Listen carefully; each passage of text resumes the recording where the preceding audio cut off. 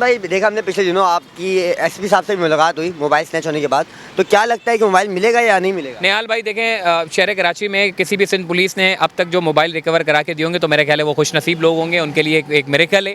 लेकिन जो तासुर है कि जो मोबाइल छिन जाते हैं वो वापसी नहीं आते, और मैंने भी कोई तवक्को नहीं रखी इन लोगों से, क्योंकि मुझे पता है कि यार मोबाइल चला गया।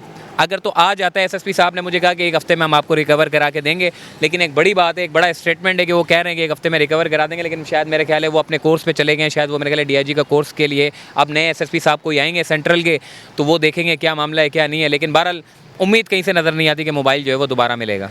जाते जाते मोहसिन भाई ये बता दें, आपने बताया कि एक हुनर है, पुलिस वाले ने आपको कहा कि आप एक वीडियो डालोगे आपका मोबाइल आ जाएगा, तो ऐसा हुनर हमें भी सिखा दें।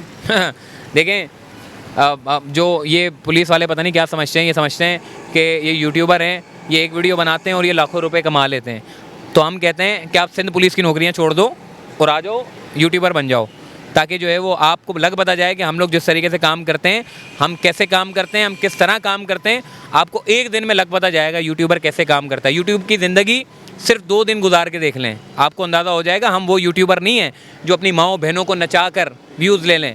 हम बड़ी मेहनत के साथ जो है वो फील्ड में उतर के जो है वो कुछ काम करते हैं जिसको 4 लोग देखते हैं। हमारा काम नहीं है कि हम अपनी माँओं बहनों को नचाएं और फिर आराम से घर बैठ के कमाएं और हमें बड़े दूसरे ब्रांड के लोग जो है वो प्रमोट करें और हमें जो है वो पैसे भी दें। हमारा वो काम नहीं है। हमने इस शहर के लिए काम किया, इस शहर की जो डेवलपमेंट से जो अच्छी पॉजिटिव न्यूज़ है, हमने उस फील्ड में उतर कर काम किया है।